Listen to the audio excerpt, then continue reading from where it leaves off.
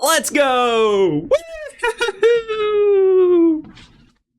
Wrong number, but you get the idea.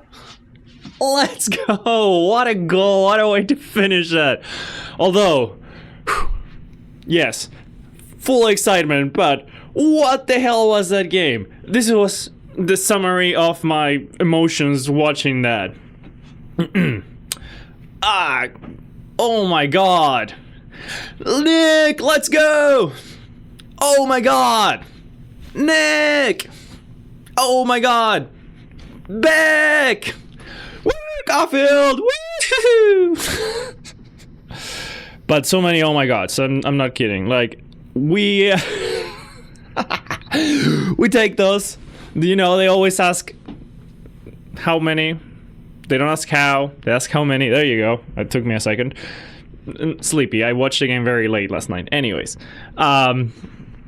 yeah, not a pretty game in any way. Not what you're expecting when you just beat the Carolina Hurricanes, which are one of the top teams in the East, 4-0, and then you go and you face 2 days after you face the worst team in the league. And you have a game like that. I was very nervous. I was ready to be very upset. Obviously, we get the win. We get the 2 points. Nobody's gonna think about this game in the future. They're just gonna look at the W, right? That's it. So we kind of escaped there. That could have been so much worse. So the Habs start the game and they start asleep. Like the first 5 minutes, the Habs were asleep and they get scored on. I didn't like any of the goals San Jose scored. There were good efforts by them and like hell of a shot by Smith on the third one. But like they were all really easy goals for them. Like we didn't make it hard for them to score. Like the first one, Hudson pinches, which is fine. He does that all the time. Struble tries to cover. He's a little late. Caulfield goes to the far post. It doesn't stay with the close post because he thinks Hudson is gonna get there in time. No pressure whatsoever. Hudson doesn't get there in time. He's not able to wrap the stick, or you know what I mean. And yeah, it goes in. Then the second goal, like pretty much the same thing. It just they walk by Beck, who is like a welcome to the NHL moment, I guess. Like just way too easy. And I'm not saying just Beck there because like the pass goes around after, like line doesn't cover his man. Defense is a little bit going all around. A little too easy. And then the third one, just like Jagai pinches wrongly, and again just a little too easy. So I was not happy with the defensive effort last night, and it was a little frustrating to watch. I was biting my nails for most of the third period because we were down by 1 for most of it until Beck gets his first NHL assist. And like good hassle by that line there, but I don't think that was a good game in any way. I touted the Habs for their Saturday game, for their Tuesday game, not this game. That was not pretty to watch. You're expecting a high-scoring game, but the Habs dominating, right? Against San Jose. After playing how they've been playing, you expect them to continue on that. And like, we dominated offensively. We actually had like over 30 shots before even overtime. So we were getting a lot of offensive chances, and like we had a flurry of shots during the first period. The second period was very bad. I don't even want to talk about that. But the third period also, we also again had like over 15 shots or something like that. It was crazy. It was really good. Not a lot of those were going in. Not a lot of those were very dangerous chances, and we were not going to the net much. You know, like sure we were generating offense, but we were also giving out a lot of opportunities. And San Jose capitalized on their opportunities that they had. Positives is we didn't give them a power play this time. Yay. We took 2 and we couldn't score. We were good on the power play. Honestly, both units looked pretty good. Didn't convert, but yeah. But like I said, good offensive effort. I think everybody was dialed in offensively. defense, I think we were a little too easy in the neutral zone, especially in the neutral zone, because then we allowed them clean entries all the time, and then like we had to scramble in our net, and we were very lucky too. Like, how many times did they try that thing where they're going behind the net and then they toss a pass against the seam and they have someone else coming in there? Like, that's how they scored the first goal. Then Celebrini gets another one that just like happens to bounce off Montembeault, because this time he's somewhat in the right place. Like, that could have been a lot worse. And then Montembeault did make a few clutch saves at the end, especially in overtime. Like, overtime could have been anyone's game. Like, yeah, Caulfield scored a beauty and we're all celebrating that and whatnot, but let's not forget, they had as many chances as we did to win that overtime.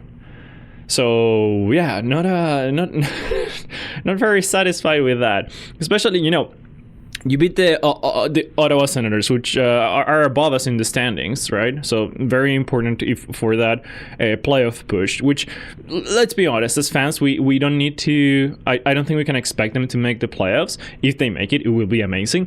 Anyway, every game we play here, it's a game that's very important for the players and for us fans too, to see the players playing for that playoff spot. This is their playoffs, right? Like, if they get to the playoffs, that's great. That's a win, right? How they do in the playoffs, we don't care too much yet, right? So this is their important games, and you want to see them play like they're their important games. So yeah, you saw a lot of effort on Saturday. You saw a lot of effort on Tuesday, and like them playing very responsibly and playing against what Carolina's game is. How is it that every time we play a team that is worse than us, because no team is bad, you know, but like any team that they're struggling, it's like we stoop down to their level. It's like when we play against good teams that usually have a game plan, we know how to play against their game plan, and we prepare for that, and we sometimes play very well against that, because, you know, we come up with a counter or something like that. That's what I'm thinking. I have no idea what I'm talking about. I'm thinking that we come up with a counter and we play good games. But for some reason, against bad teams, we play as bad as they do. Like, we give them, we give as many opportunities as they are giving, as they're giving us, you know, and like, it's just anyone's game. It happened against the Blackhawks. I think we still have one more game against the Blackhawks. We have 2 games now against Buffalo. We can go on a 5-game winning streak, and this will be a very different story as if we go on a, you know, 3 games and then 2 losses against Buffalo.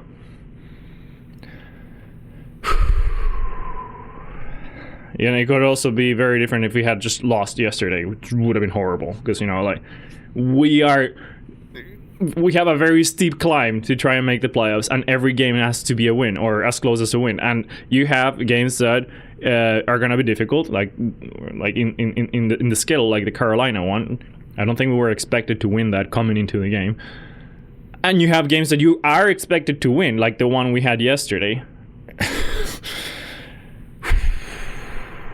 It's making it interesting. Anyways, let's talk more about the game. So like I said, it started with the Habs being a little bit asleep. Like, it was San Jose with 4 shots to nothing, I think, the first 5 minutes, and they scored because we were asleep. But after that, it was just Habs, right? For like 10 minutes.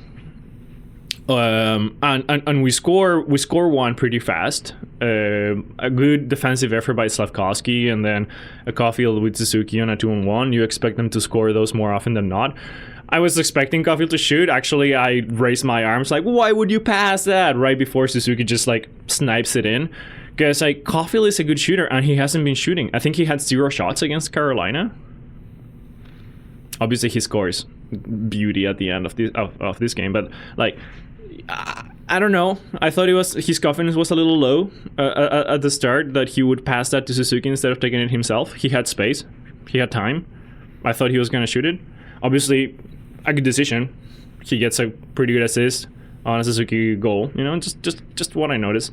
Anyways, we get that goal, and then we continue on pushing, and like it's just Habs getting multiple chances. They're throwing everything to the net. Georgiev is giving so many rebounds, and he's not. And Georgiev was struggling, and the Habs noticed that, and they're throwing everything to the net, and it feels like we're just gonna dominate this game, and suddenly it's in the back of our net.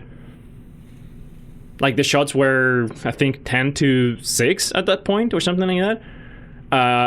After being them 4, us 0, so we had 10 shots to their 2 shots in the last 10 minutes of that period or something like that, and they scored in one of those 2 chances, and we couldn't score after all those. So suddenly they're winning again, and we're trailing by 1. And then at the end of the period, obviously Suzuki gets his second one from what was it? Oh, I'm forgetting. Shit, I'll have to look it up after. I'm forgetting how the goal was, but yeah. Oh yeah, the Hudson fake slap shot, and then just passes it to Suzuki, who with Caulfield going to the net. There you go. Okay, I knew my memory wasn't that bad. So Caulfield going to the net. He creates the lane for Suzuki to shoot it, and Lane Hudson just freezes everybody for a split second with that fake slap shot, and then finds the pass to Suzuki, who just buries it, right? So yeah, we get another goal, and we're back in the game, and like, okay, we go into the tunnel, new game, right? It's tied at 0 or whatever. I mean, obviously tied at 2, but like just new game, anybody's game, and we have the momentum. We were the one to score last, and we were dominating for most of the period. So let's go, second period, and we suck the second period. Not suck, but like we don't dominate when you're expecting them to dominate after how they played the first period and after how they've been playing and playing who we're playing, right?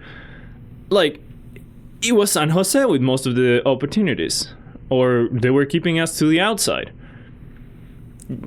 It was not a good period, and then there's the mistake by Jagai just pushing, staying at the blue line, trying to grab the puck. You know, he's tall, he can jump high also, and like the puck just barely goes over his glove. I don't blame him too much for that one.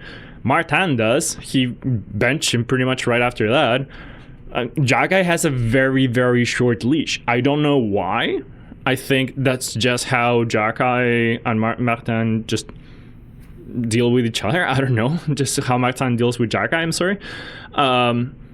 Very short leash, and I don't think Jagai minds too much, but yeah, no idea. I didn't think he was playing too bad. Maybe it comes from the Tuesday game where I mentioned that he took 2 very dumb penalties. So maybe he came into this game with a shorter leash than usual, and like just his first mistake, he's benched, right? But like, I don't know, that wasn't that bad of a mistake. I didn't think. Anyway, so then we're down by 1 again, so it's 3-2 Sharks, and we finished the second period with the Sharks leading by 1. And that, I'm starting to lose my marbles there. I'm starting to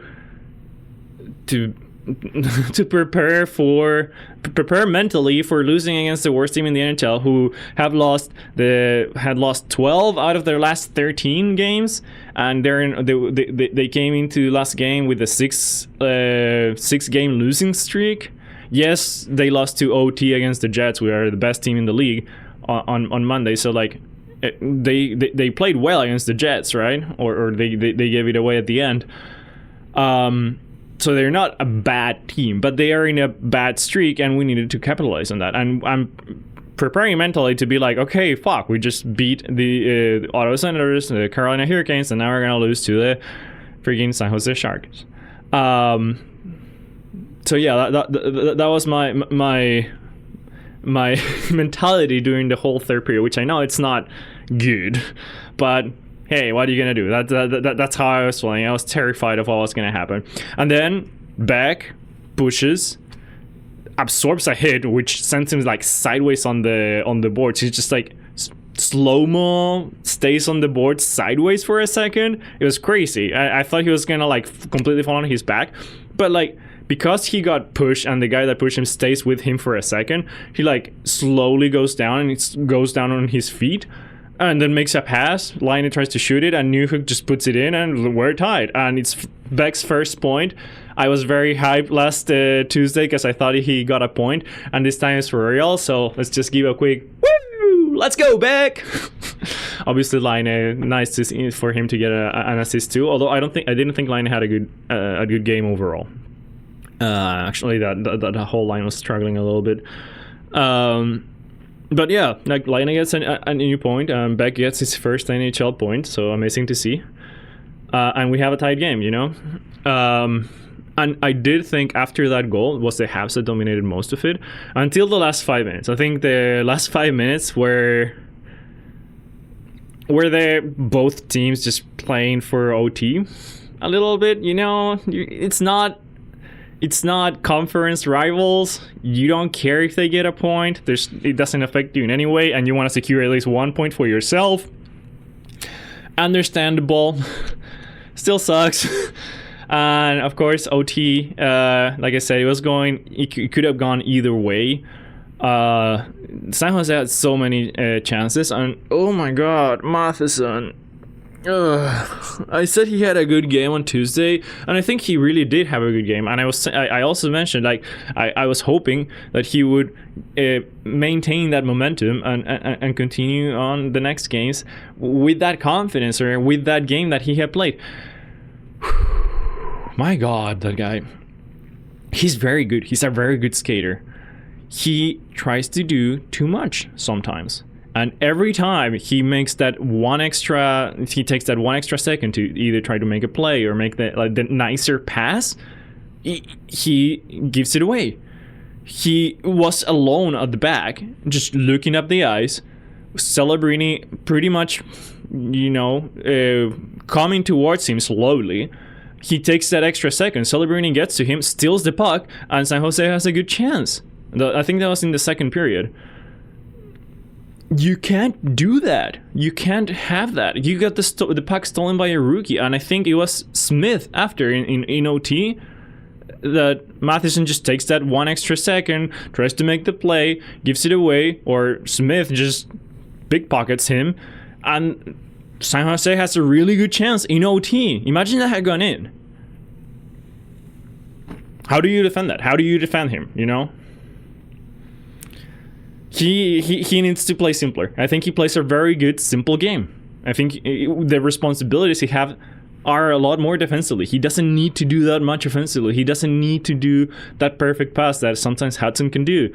You know, like, I don't know. Obviously, he wants to play as good pass that like Hudson does, which, by the way, had a really good game playing against Celebrini. You know, partners in BC. But I'll get that to that just now. I just wanted to finish with Matheson. He needs to keep it simple. He plays very good when he plays simple. And it's just I pull my hair out when he's the last man at the back and he tries to dangle someone. Like, my god. Anyways, okay, Hudson. So it was Hudson versus Celebrini for the second and last time probably in this season. I think Celebrini was the better player in the first game back in San Jose.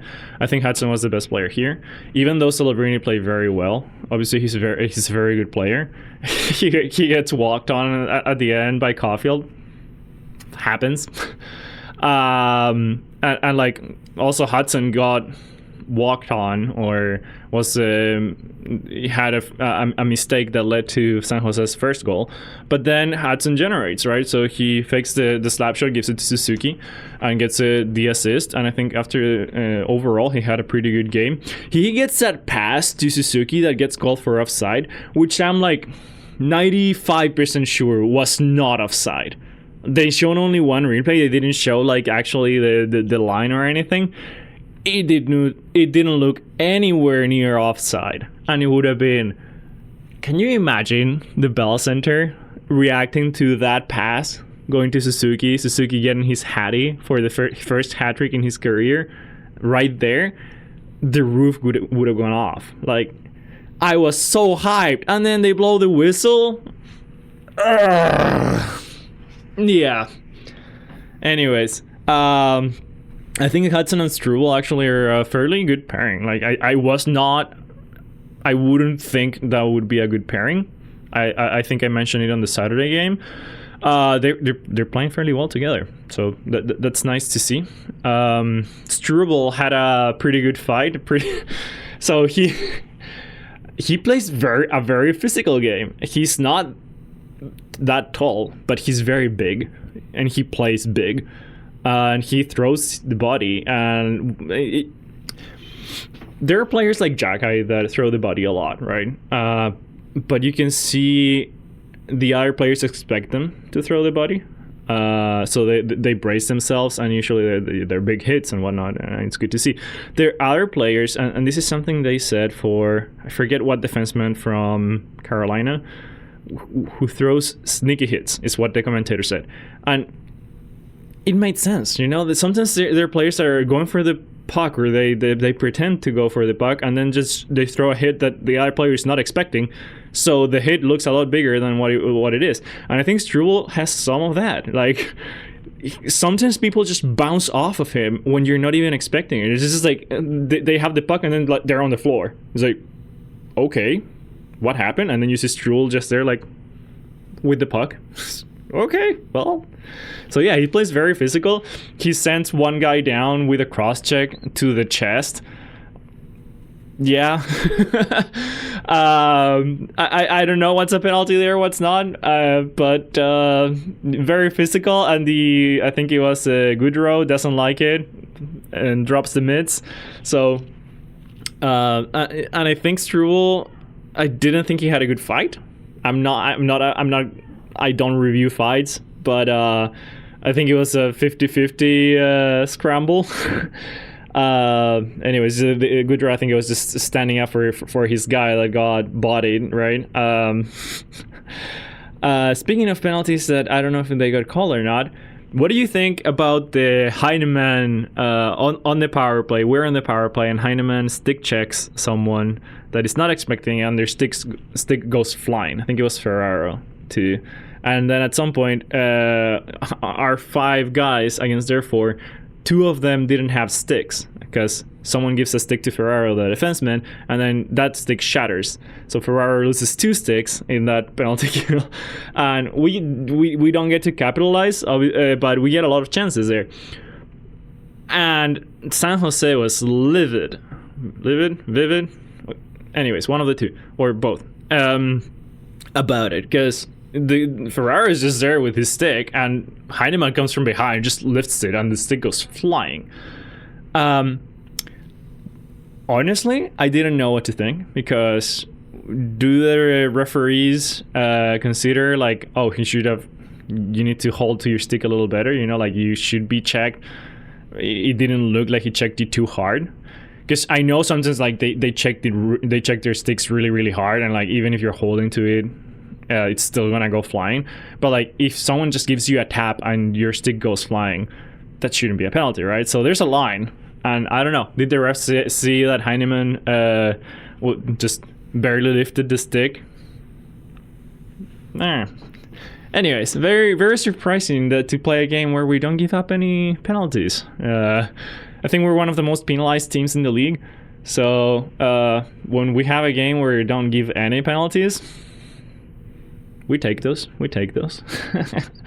What else did I want to mention? Slavkovsky. He gets an assist. He has, I think they mentioned he had 6 hits, which is pretty good. But he was a little bit more invisible. Obviously still good, still generating chances, but not... he didn't have that dog in him like he did on Saturday. So hopefully when we play Saturday again, which I think we're playing in Montreal, we play 2 games back to back against Buffalo, and one's in Montreal, one's in Buffalo. I don't know which one's which. But hopefully on Saturday he brings that dog again, because he's getting the hits, he's generating the chances, he's giving space for Caufield and Suzuki, but you want to see more from him, right? You want to see him improving, not declining from Saturday, or maintaining that, right? Obviously, he has over 3 points in the last 3 games. So maybe if he continues that pace, he can get to 50 points again, and you know, have this season which didn't start good for him, and at least at the same level that last season. You don't want to see regression, so hopefully he can get to those 50 points. I know it shouldn't mean everything, because it's how well his play progresses, not just the points. But when you look back years later, you want to see, you know, the progression. You don't remember how well he played or how the season progressed for him. You see the points total. So hopefully he at least reaches that 50-point total. I think there's 23 games left, and he needs like 20 points or 17 points, somewhere in that ballpark. Yeah, so Slafkovsky, I think, had an okay game. You want to see more from him. I'm being very hard on him because he's our first overall pick. He's playing in our first line. We want him to be that player, right? It'd be great if he develops into someone that plays like that every single game and brings that dog game into and creates more, and people are afraid to be around him, you know. that's kind of what you want. Who else I wanted to mention? Anderson.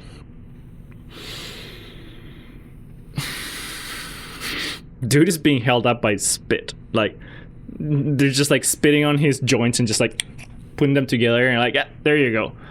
He went into the boards himself slowly, and he got up, and he couldn't get up, goes into the bench and down the tunnel. Whatever injury he has, it's pretty bad, or looks pretty bad. I don't know why they're still playing him. Like, makes me theorize, makes me put my tin foil hat on and be like, what if they're playing him for a trade, you know? So he's been playing very well. He's been very well defensively on the penalty kill, and using his speed and his body well. What if they're trying to trade him? Because, like, why else would you be playing him when he's that injured? He's obviously injured. He's not practicing at all. He's using therapy days for every single practice, and he's out there in these games playing like that. But like, as soon he misses a hit, goes into the boards by himself, and then he can't get up. Dude is very injured. I don't know if you can hear my cat, but he's playing. If you hear that weird noise, that's him. So he's very injured. And at what point do you just say stop? Do you just wait until he gets completely injured, and, you know, we have a repeat of Price/Weber, where it's just gonna have to retire early because he can't go up the stairs anymore? Or do you try to rest him, you know, like what, after the trade deadline? Do you go, is this them trying to push for the trade deadline, so we're not sellers, and so we like Suzuki said, that they make Kent Hughes' job difficult, and, you know, because they're making a push for the playoffs? I don't know what to play there, but he's obviously very, very injured, and I don't know why they wouldn't rest him. I don't know why they didn't rest him when Dak was still healthy. We're supposed to hear about Kirby Dach, by the way, today. They said in the morning of the Friday. I'm recording this in the morning of the Friday. That we're going to hear something about Kirby Dach. Arpon Basu said it well. That's a massive red flag that he got injured on Saturday, and they haven't given out any news until today, almost a week later. Very scared for Kirby. We need him to play games. I think he has one more year in his contract. Difficult decisions. Anyways, I'm gonna end it there. We have another game Saturday night against Buffalo. So yeah, we need every single win, and hopefully we can get these 2 wins against Buffalo. That would be huge. That would be 5 wins in a row, and that would make Kent Hughes' job very difficult indeed. Trade deadline, I think it's March 9th. So I think next weekend, yeah, almost next weekend, right? I think the Monday is March 2nd. So not next Monday, the other one is the deadline. So yeah, next week we might be having very different conversations depending on how the games go. Anyways, so I'll leave it there for now. Don't forget to give me any feedback that you have, the positive, the negative, all that. And yeah, I'll see you Saturday. Go Habs, go! Woo! What a dirty goal by Caulfield. Amazing.